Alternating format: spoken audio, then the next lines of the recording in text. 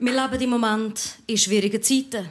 Corona, die Klimakrise, der Fortbestand der Menschheit. Gerade vor kurzem hat mein Gynäkologe zu mir gesagt, jetzt sei es wirklich allerhöchste Zeit für eine Entscheidung punkto Nachwuchs. Eine ziemliche Offenbarung in einem sehr eindringlichen Moment. Und auch sehr unpassend, weil es einfach überhaupt keinen Sinn macht, wenn mein Gynäkologe mit mir seinen Kinderwunsch besprechen will. Ich finde ja, der Kinderwunsch sollte immer zuerst mit der Nachbarschaft besprochen werden. Ja, wenn ich eine Party mache, erwartet man von mir ja auch einen Zettel im Stegenhaus und eine Einladung dazu, die zu ignorieren ist. Darum heisst sie auch Kinder kriegen und nicht Kinderfrieden. Über das gibt es ja ein literarisches Relevanzwerk. Krieg und Frieden. Das kann man sich in jedem Tolstoys or Us kaufen. Jetzt mal ehrlich, keine Ranggruppe geniesst so eine hohe gesellschaftliche Akzeptanz wie Kinder. Kinder sind die mit Abstand beliebteste Umweltkatastrophe der Welt. Das ultimative CO2.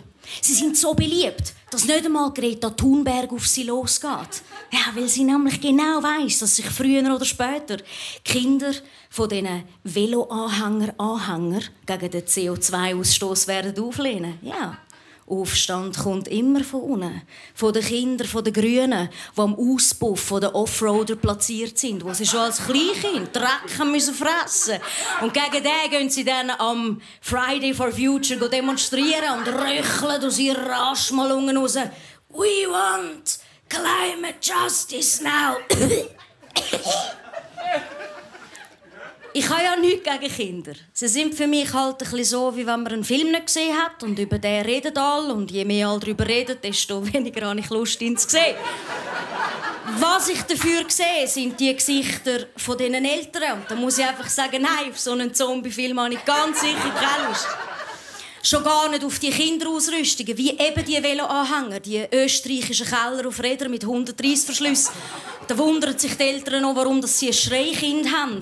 Ich meine, die Veloanhänger-Anhängerkinder, die sind ja schon traumatisiert. Sie versticken auf der Straße fast an den Auspuff und können nicht flüchten, weil sie all diesen Reissverschlüssen, die andere Kinder sorgfältig eingenäht haben, gefangen sind. Das ist keine Chance zum Entkommen.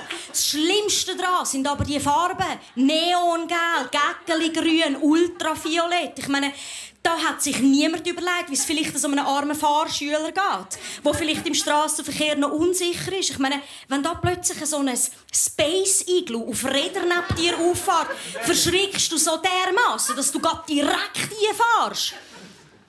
Mein Vater hat mich ja damals mit so einem zweifarbigen Spanngummiseil und 2 Höcken an den Gepäckträger von seinem Dreigänger geschnallt.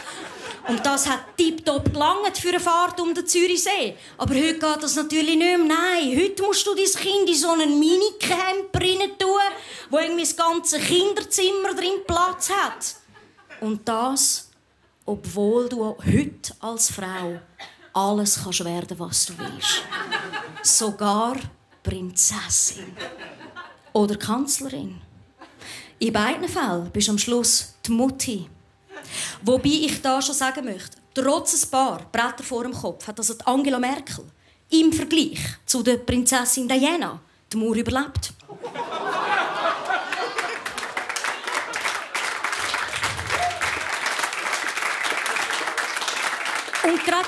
Und gerade da frage ich mich natürlich schon, ist es nicht echt möglich gewesen, dass der Fahrer in dem Pariser Tunnel damals an so einem Space-Igloo-Velo-Anhänger verschrocken ist und es eben genau aus dem Grund zu dieser fürchterlichen Tragödie gekommen ist. Ich habe ja nichts gegen Kinder. Es heisst aber gleichzeitig, Kinder halten einem jung. Ja. Und ich also letztens eine gleichaltrige Freundin und ihre Gofen in den Zoo begleitet habe, ist sie nach dem AHV-Ausweis gefragt worden. Ich sage ja nur.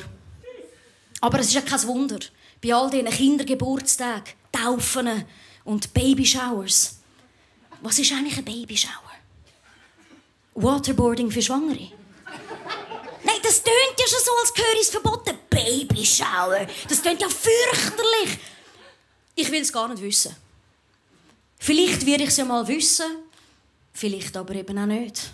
Weil, wie schon gesagt, ich habe ja nichts gegen Kinder. Abgesehen von den Pillen. Dankeschön. Und, wenn dir das Video gefallen hat, hat es da noch eins. Also dort, da, also da hat es eins, ich weiss nicht. Irgendwo hat es ein Video, schau es doch.